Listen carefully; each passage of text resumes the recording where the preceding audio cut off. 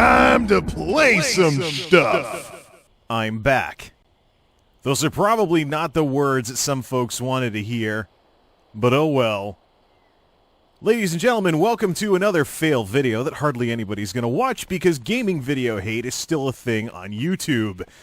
Yeah, well, I think we all know at this point that the folks who perpetuate this problem of gaming video hate can take their gaming video hate and shove it where the sun don't shine. I like video games. I'm going to make videos about video games. Don't like it? Tough. I would say watch something else, but that's already happening, so anywho, rant over as we mess around here at the Throne of the Elements in Nagrand here in World of Warcraft Warlords of Draenor post-Humble Pie. I now have a reason to continue progressing in this game, get around to some of those raids that I didn't get to see, and all kinds of lovely stuff. Now this past weekend, actually about a week ago, I went on Out of Continues and talked about metagaming and World of Warcraft. Now, some folks may have thought it was yet another WoW Legion discussion because the new expansion pack has been announced. But unfortunately, that's not the case. World of Warcraft is really an example. It's a symptom, not the problem.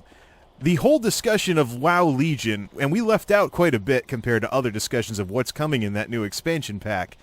The whole discussion on WoW Legion basically was a means to an end, because World of Warcraft has been massively damaged by metagaming in this expansion. Now, before someone thinks I'm out here recording a machinima because I'm wandering around not doing anything, well, there's not anybody out here anyway, so fortunately, Terralion is a medium pop server, so you can actually get some wide open spaces and stuff like that. Matter of fact, first-person view, you can just enjoy the scenery, cartoony though it is. This is Nagrand, of course, or Nagrand, I guess is how you really say it, the Throne of the Elements in Draenor. I loved Nagrand in Burning Crusade. It was my favorite zone. Oh, get out, stop photobombing me, Alona. So, I've got the music turned off, and you can just enjoy the scenery, basically, with this. The art team has been the reason why this game has continued, well, no. The few good things I've heard some of the WoW commentators say about Warlords of Draenor has been largely the result of the art team. And the art team has done a great job of making this game's dated engine absolutely dance. But the good news is, though, Warcraft's always had a cartoony aesthetic to it, so that kind of came into their favor. Speaking of the art team, Defender Alona has some massively upgraded graphics, and the best news about all of this is that they fixed the slapping bug. So let's get this game actually underway here and put the UI back on. Let's see. I have her set as the focus. I've got her set as the focus here because that lets me use the voodoo thing to heal her. One of the interesting things about Prot is that it has a near endless supply of mana for crappy heals. So sometimes, just start spam healing if she takes too much damage to keep her alive that way. So it's no way to keep yourself alive in PvP, but anyways. Okay, so now that we're done over healing and stuff, how about we turn some music back on too, because this has a great soundtrack as well. So to demonstrate that I'm not just doing damage control for this game with all the crap that it has been through lately, let's find something to fight, which means getting away from the elemental plateau. Okay, that Talbook over there. Watch. Check it out! She actually fights with her weapons now! Yay! They fixed the slapping bug! Cool. Alright, it's enough beating up the local wildlife. Unfortunately, it's still really hard to not accidentally click on her by mistake. So, sometimes I do still have these problems. Oh, cool. Some more upgrades from the garrison. So there have been some improvements to this game in terms of art assets. The garrisons now have their own loading screens, and of course some other bugs like the Defender Alona slapping everything bug have been nicely fixed. Now here's the reason why I wanted to make this video in the first place. Now last weekend I talked about metagaming, which for those of you who don't know is the concept of stuff outside of a gaming world affecting your experience in-game. Now it's a very broad concept. It ranges from using cheat codes to watching videos to watching Let's Plays and reviews. Anything outside of a game that affects your experience in-game counts as metagaming. Now, the effects range from negligible to, in some cases, poisoning and tainting your view of this game. And that's why I wanted to talk about World of Warcraft in last weekend's Out of Continue show. Because if you played this game based on what WoW commentators are saying about it and some of the serious angsty stuff that's being said on YouTube, you might think this is the worst expansion ever. How ironic that these people going on about how Warlords is so horrible have seemed to have forgotten how... They seem to have forgotten about Cataclysm. Funny how that works. As much as I've been annoyed by Flightgate of Draenor and all this other stuff, I am far from saying that Warlords is the worst expansion ever. And I think a lot of the damage that has taken place has happened as a result of stuff outside the game rather than stuff in the game. Let's take a look at that stuff, shall we? Hey, look! A loading screen just for the garrison. This wasn't here last time I played. Alright, so of course the town hall and everything is all maxed out now. Everything's all maxed out now. So let's do our usual... Oh, wait, that's right, I didn't even send any... Oh, I do have 3 missions in progress. Basically long ones and things like that. So, let's get a look... What do we have here? Oh, yeah, engineering stuff, and then the forge as well. So there's rush orders, too, so this is kind of interesting. This is something that's been added to the game that basically undoes some of the... none of the right followers are available. I'd have to... Nope, he's out, he's out. Anybody working I could pull? Ah, shoot. But anyways, rush orders basically instantly complete work orders. So you get them from your missions, and you can use them to get around some of the time throttling that's going on. Now, one of the biggest issues that Warlords has had is overt retention mechanics. So basically, what happened was the game was blatantly designed to time throttle the gameplay. Nowadays, though, there's some exceptions to that. So if you want to do some rush orders and stuff and get some things done earlier, you can do that. Now let's talk about the thing that people are crying and screaming and hollering and complaining about, the shipyard. So the shipyard is right outside the base down the left path, and there's this bug where you take a lot of damage but get all your health back when you go in and out of the garrison. No idea why. Yeah, see that right there? Just boom. And the screen flashes red like you're taking a big hit or something. It's some weird phasing thing probably. But anyways, here's the shipyard. This is what everybody's screaming and complaining about. But when you get level-headed about it, it's more of a lost opportunity than anything else. So you have all these ships. Now, it would have been nice if you could actually sail in the ships and go somewhere. Maybe that's an idea for like a filler patch or something, if Blizzard wants to put out something before Legion launches, or get this right in Legion with whatever, if something replaces this. But here it is. Command Table 2.0, they call it. Because you have your missions here and you just assign your ships to it. So I don't have anything that could go through... Nope, there you go. That's supposed to be some kind of training thing. Is there any of these that are available? Oh yeah, by the way, Blizzard's improved the UI a bit. Either that or this is some kind of mod that I don't know about. But basically what you do is you assign stuff. You assign stuff and then send your ships out. The big issue is if you don't have a total chance of success, you run the risk of losing your ship. So it's a little bit more tenacious. So you have to be a little more tenacious with this kind of stuff. So basically what you do is you put your ships on the map. They appear with a countdown, and this is the kind of social media Facebook type stuff that people are still complaining about regarding this game. But here's the thing. All of this side gaming stuff and things like that, where you command the army and things like that, it's supposed to be you commanding the army. Now, the garrison had this constant problem, especially at lower levels, so here I was trying to get into the game. I try to do anything, and ding, something's up in the garrison. Go to the garrison, do a new mission, or go to an outpost and start new missions and things like that. So, with the longer naval missions, it basically is a set it or forget it type thing. Because otherwise you'd have 2 things constantly dinging at you when you try to do anything anywhere besides your garrison. So, in a way, I can understand why they did things this way. But the biggest shortcoming of the shipyard specifically is that there was a scenario in Mists of Pandaria, aka the previous expansion, there was a scenario in Mists of Pandaria, also known as the previous expansion, where you went on the high seas and, did some things on ships. So I think that's where a lot of the disappointment comes from. There we go.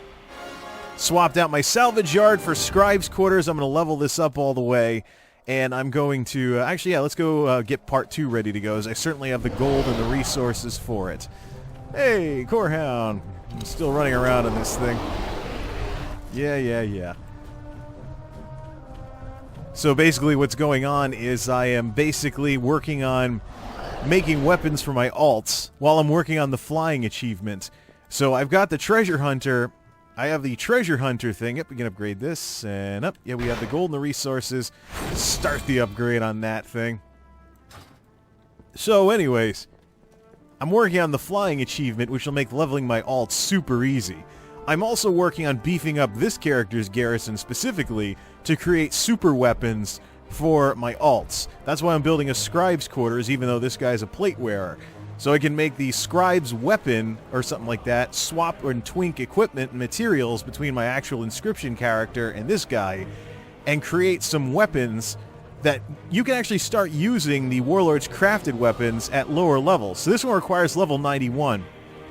So if you can imagine me giving, say, my priest or my monk a weapon that they can use beginning at level 91 and maybe some matching gear to twink them out and help them out with getting to level 100, I mean, that would probably be pretty interesting.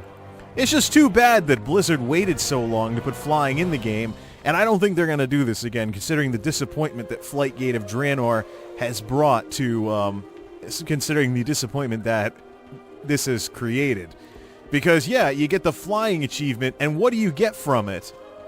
You get the ability to level your alts faster. Not exactly too much of a reward, if you ask me. And lastly, Tanan Jungle, or what's left of it. Probably the single biggest shocker or the biggest twist in the story. Now, here I was thinking that the Iron Horde would be an alternative to the Burning Legion, but when all else fails, bring back the Legion, bring back Illidan, and I think what's going on right now in the game is kind of a warm-up for what goes on in the Legion expansion anyways, but it's just a disappointment. You think with the whole point of this alternate timeline was to show a world where Garrosh amps up the technology of the orcs and they don't end up drinking the demon blood. Not to try it for a patch and then switch back to the original storyline where the demons do their thing anyways. So this is the Iron Front. I wonder if this corresponds to the Molten Front. No, that'd be the other side. But here is what's left. Here is what eventually becomes Hellfire Peninsula. I haven't even cracked the surface on this yet because I still have quests to do in Nagrand. But I don't see the daily quest to get oil or anything. So I thought that was a daily, but I guess it must not be. But there's Tanan Jungle. Of course, it's all quiet and stuff, but there are some monsters floating around somewhere, I think. Either that or this is all farmed to heck, and we're going to see second-gen MMO. Oh, there we go. So you'd have some Fellsworn and things like that. It's basically the new Iron Horde with the demon blood and everything. Or maybe this is kind of a progression in the bad guys. That without the demon blood, they were already a force to be reckoned with, and now here we are with pretty much a repeat of, what is it, Warcraft 2 or something like that? Or the original Warcraft? I don't know. Hey, Staffa called it quite nicely. He said, hey, maybe they're making it more like an RTS. Come, speak with me. And of course, the flight point system remains nice and direct, but again, as I've mentioned before, flight points are not a replacement for flying or a fast travel system. Because they're basically a fast travel system, but worse. You click a destination in a game like Skyrim or Guild Wars 2, you get a loading screen, bam, you're there. In a way, you could say that this dogged insistence on flight points like this, and not having like actual flying or anything, is more time-throttled gameplay. Although at least they were nice enough, shall we say, to add a request stop thing where you can actually click it and then get off at the next flight point or something like that. What I don't get about this, though, is you have this button, but most of the flight points are just one stop anyway, so what's the point of using it in Draenor? So we'll see what happens, I guess, with Legion, if Blizzard really learned their lesson or if it was just damage control. So that's Hellfire Citadel in this timeline. But, yeah, Lion's Watch, the Alliance base. I'm sure there's a Horde base around here, too. Has direct portals to... Is that Ashran? Whatever it takes to prop up Ashran, eh, Blizzard?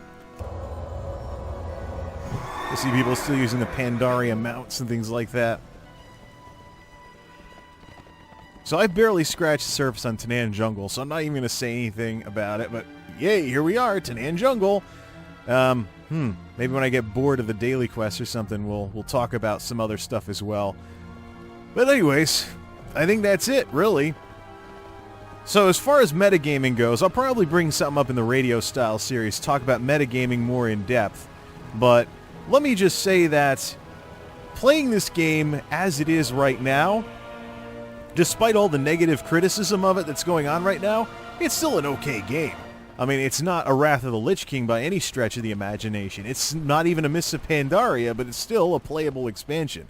I'd say if you're not already into this, if you're not already playing Warlords and you're curious and want to check it out, see if you can find it on sale. Then it'll be less of an issue. Then the issues with this game and its development will be less of an issue. But anyways, okay, that's enough fooling around in Tanan Jungle when I've barely scratched the surface of it, so I'm not going to just run around in circles like, boo. So, to those of you, all two of you, or whoever it is that actually watches this despite it being a gaming video, thanks for actually giving a darn about the rest of my commentaries. You know, I've been feeling really miserable lately, and I've been thinking I've already shut down one of the ways I'm involved with social media, thinking of shutting down more.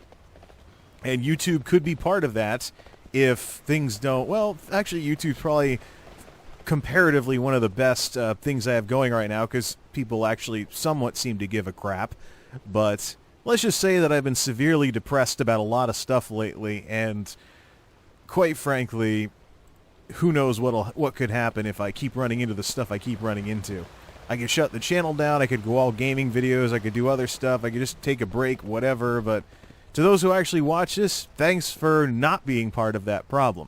I have plenty of problems as it is right now, and it's great that some folks actually don't want to be part of those problems and actually want to be part of the solution.